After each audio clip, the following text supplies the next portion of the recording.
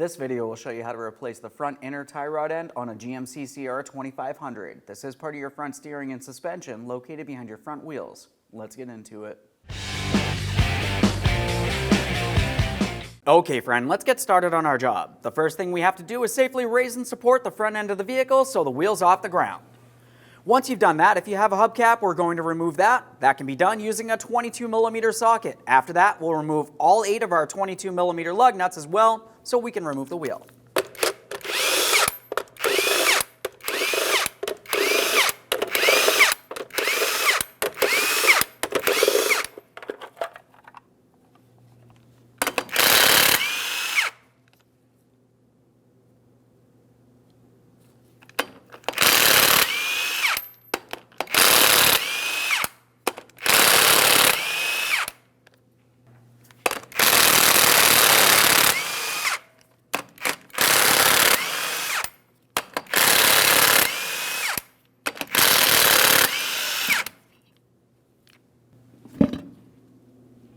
Now that we have the wheel out of the way, we have a clear view of our tie rods. In between the outer tie rod end and the inner tie rod end, you're going to find a jam nut.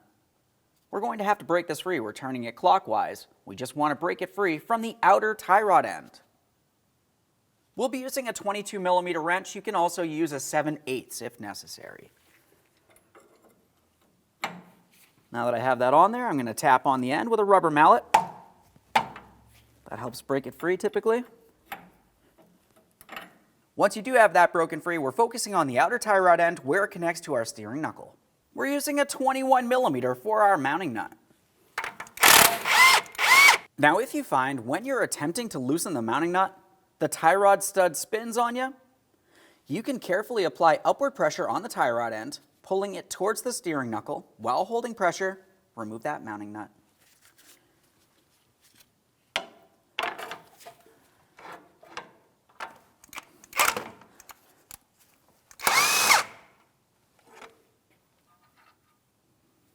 There's that. Just a quick inspection. We're going to start it back on a couple threads. Now we need to break this free. To break this free, you can either tap along the top of the stud. You want to be careful not to cause any damage. Or we can also tap along the steering knuckle itself. We're using a hammer for this.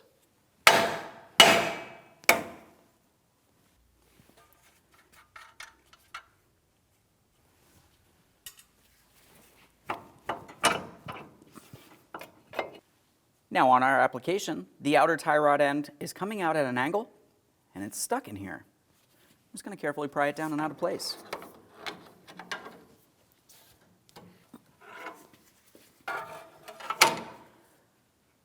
Just a quick note about replacing the inner tie rod end, you will have to remove the outer tie rod end to complete this job. It's a good idea to replace it at the same time. Now as we start unscrewing the outer tie rod end from the inner tie rod end, I always like to count the amount of turns it takes to remove it. Of course, I'll be taking note of that. 1, 2, and so on. 3, 4, 5, 6, 7, 8, 9, 10, 11, 12. On my application, I got approximately 25 turns. Your results may vary. Now we can start removing the inner tie rod end from our center link. Now we can see our grease boot here. On the inboard side of that is where we're going to be grabbing onto using some long pliers. We'll be unscrewing this, turning it counterclockwise, removing it from the center link.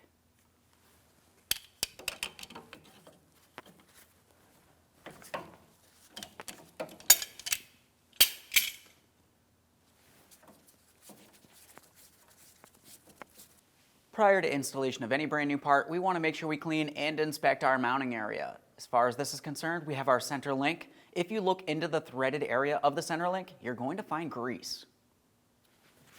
We just want to make sure there's no miscellaneous debris in here. We can clean up that grease fitting while we're here. Once we do install the inner tie rod end, we want to make sure we do apply grease to the brand new inner tie rod end through that grease fitting. Now it's time for installation of the brand new inner tie rod end.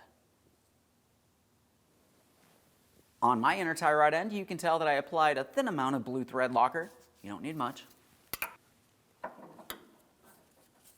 Now I've got it started on, and since it's at an angle, I have to pivot it like this, and I'm continuously screwing it in clockwise. Of course, you can also do this with your pliers.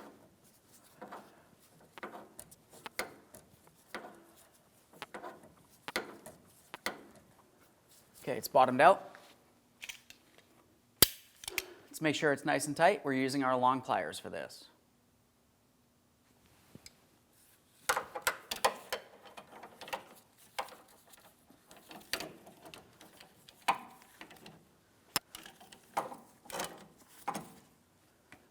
Okay.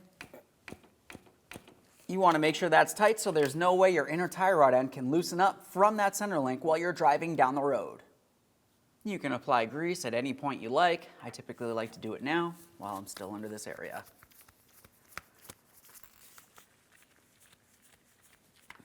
Now we're installing grease into this fitting until we can see that the boot is filled with grease as it needs to be. This is going to lubricate and also keep moisture out of the area. Okay, that seems like it's pretty full. We can clean up any grease here.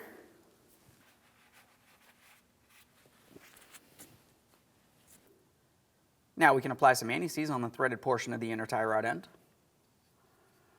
Right up along here. Bring that nut back up there.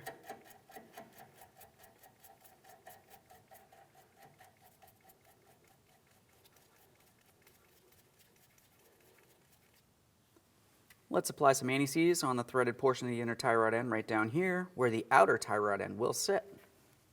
Now it's time to install our outer tie rod end. We'll line this up with the inner tie rod end. Once you have it so it's started on, we're going to be counting the threads as we install it. We want to make sure we install it the same amount of turns as it took to remove it in the first place. 1, 2, and so on.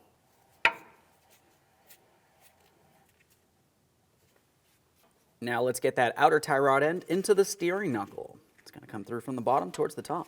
We'll flex it as needed.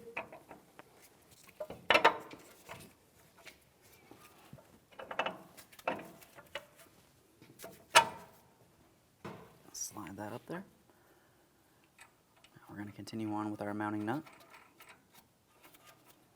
We'll bottom this out, torque it to 44 foot-pounds. Let's torque this.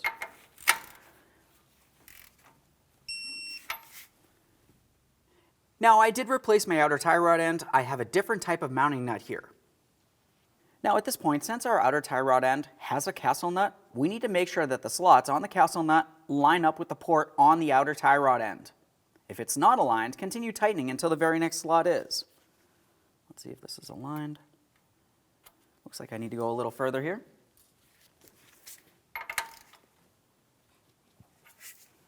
Looks pretty good. Let's see if this slides through.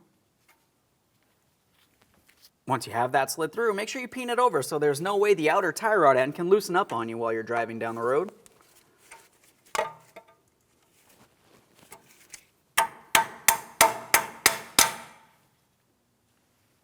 Let's make our way to the jam nut. To tighten this, we're turning it counterclockwise, drawing it closer to the outer tie rod end. Now I'm going to try to prevent my outer tie rod end from pivoting, so I'm going to hold that with some pliers. Now we can go ahead and snug up that jam nut. Double check to make sure the outer tie rod end looks like it's level towards the ground. It's not twisted in any way. This looks good. The torque for this jam nut would be 55 foot-pounds, assuming you have the tool that can do it. Now it's time to reinstall that wheel. Once you have the wheel in place, start on all 8 of your 22mm lug nuts. We're going to lightly bottom them out. We'll get the wheel safely back down on the ground and then torque each of them to 140 foot-pounds.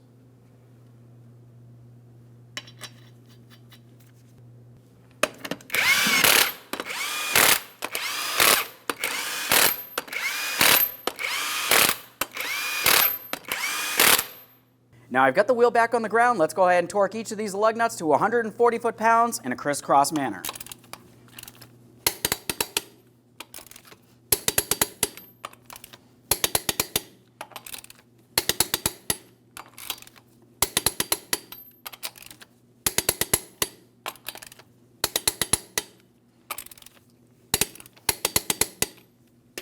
Correct. If you have a center cover, install that now. We'll get the center cover in place. We're starting on each one of our caps using our 22mm socket here. Just snug them up.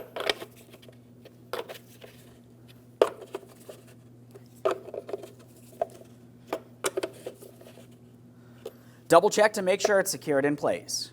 Okay, friend, we finished the installation of our tie rod end. Now at this point, you want to take your vehicle for a road test. You're going to listen for any odd noises and get yourself a 4-wheel alignment. Thanks for watching. When only the best will do, demand TRQ.